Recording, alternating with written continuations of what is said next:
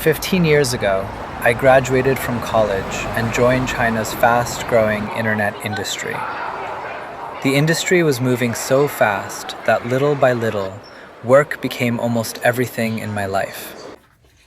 Now I'm 41, and sometimes it feels like my life has been stuck since the day I graduated.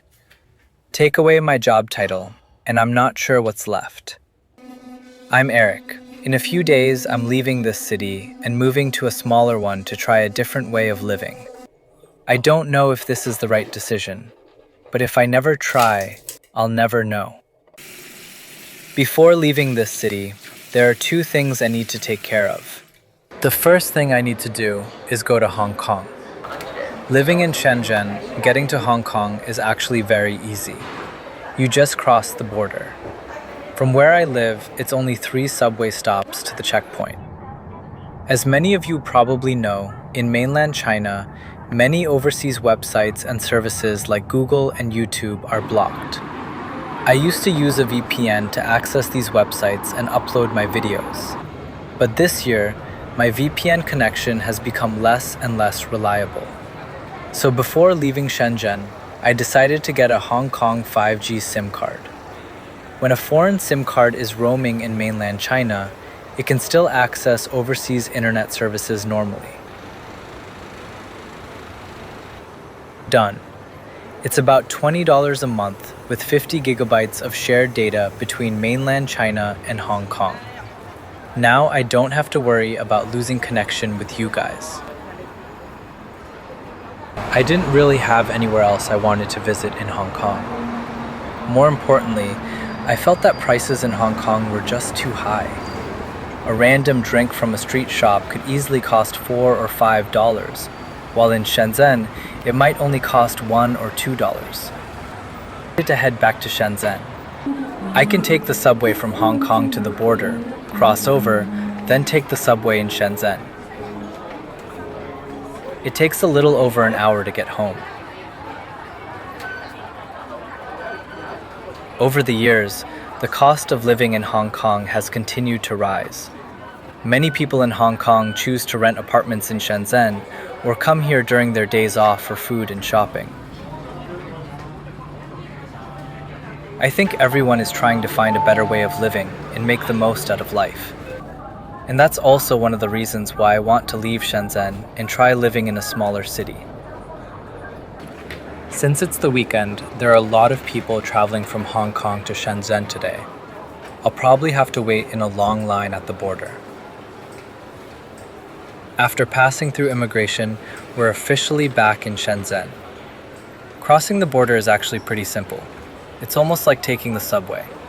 You just scan your travel document at the gate and walk through. The whole process is actually quite fast. The only problem is, when there are too many people, the lines can get really long. I waited for about 20 minutes today.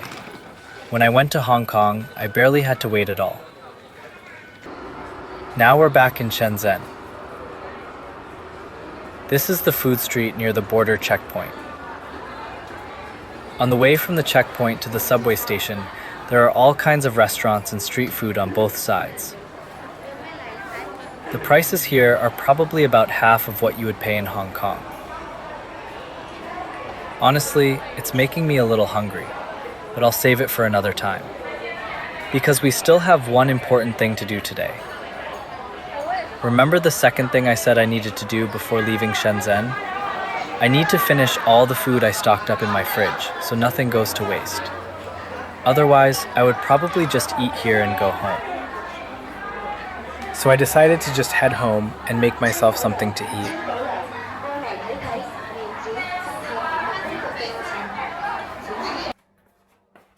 During the typhoon a while ago, I stocked up on some food. Now I still have some tomatoes, beef, and eggs left. So today, I'm going to use them all up. First, I need to defrost the beef. For the past 15 years, most of my time was either spent at the office or traveling for work. I was rarely home. Even when I was taking a break, there were always endless work messages waiting for me to reply to. Many people have heard of China's 996 work culture, but in my industry, we joked that it was 007. 12 hours at work, another 12 hours on standby, 7 days a week, again and again. I got used to this lifestyle. Everyone around me seemed to live the same way. I also thought I had a lot of friends, people who would invite me out for dinner and drinks, and we would encourage each other. Then I left my job, and those people disappeared too. They were close to my title, not me. And while I was busy with work and everything that came with it, I slowly lost touch with the friends who were really part of my life. I still haven't found a place to live after leaving Shenzhen. While the beef is defrosting, I'm going to look for an apartment that feels right for me. Living in a big city has a lot of advantages. More opportunities, higher income, faster growth. But there is a price. Higher living costs, a faster pace of life, and pressure that never really goes away. During the pandemic, when someone tested positive, their recent travel history was sometimes made public. I saw two very different ways of living. One person in Beijing was working a second job after work and studying on weekends. Another person in a smaller city was spending his evenings at different bars. Around that time, many people were talking about this difference. People in smaller cities were enjoying their lives, while people in big cities were working non-stop just to keep everything together. Now that I finally have some time away from work, I want to experience what life feels like outside of work. I used to never have time to cook. My kitchen was basically just decoration. I either ate outside or ordered delivery. Back then, I didn't even know how much meat and vegetables were supposed to cost. But things are different now. I've started learning some simple recipes online. For example, I learned that if you cut 2 small marks on a tomato and put it in boiling water for a while, the skin comes off really easily.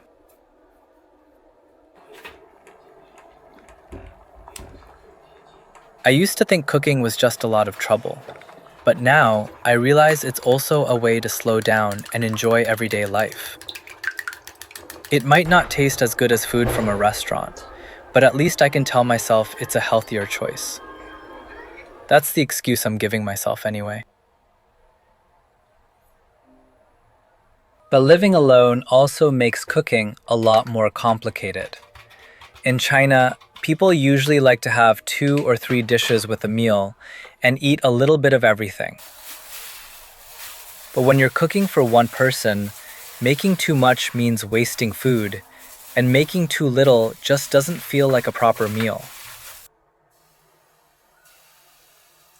Maybe I just haven't built the habit of cooking yet, so I still only cook occasionally. When I do cook, I usually make extra and keep the leftovers in the fridge. Then I can just heat them up the next time I eat. For example, today I cooked all the ingredients I had left. A lot of people like cooking when they're in a good mood, but for me, I actually cook when I'm not feeling great. It helps me take my mind off things for a while.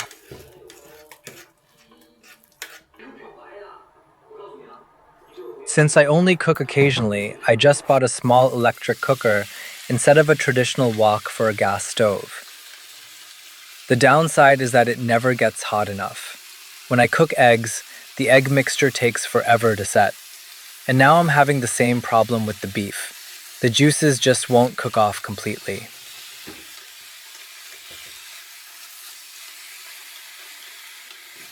When I move to my new city, I think the first thing I'll buy is a proper wok.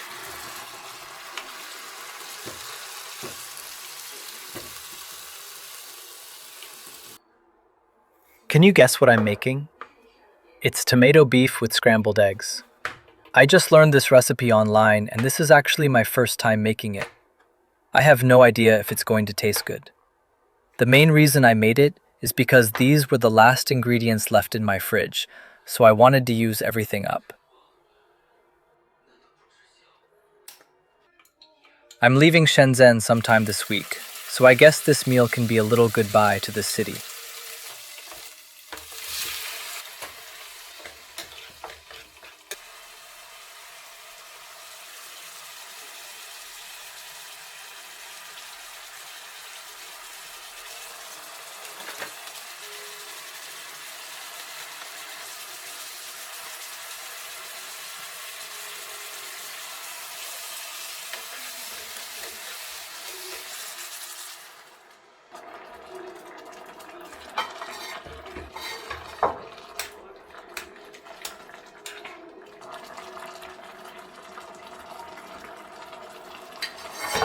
Honestly, it doesn't look too bad.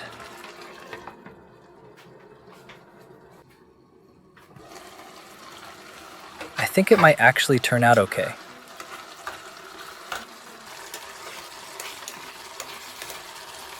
I didn't even buy any bowls. The bowl I'm using is actually the clay pot that came with the clay pot rice I ordered before. At first, I just threw these pots away, but later I realized I could use them as bowls, so I kept them. Now I only have these two left. Today's meal is enough for 2 servings. I'll put the other half in the fridge. Tomorrow, I can just make some noodles and mix it together.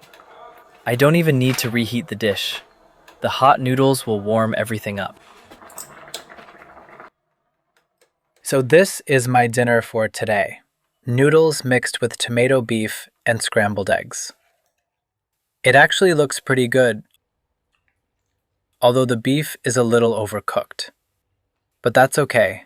As long as I'm full, that's enough. Sometimes living alone is just this simple.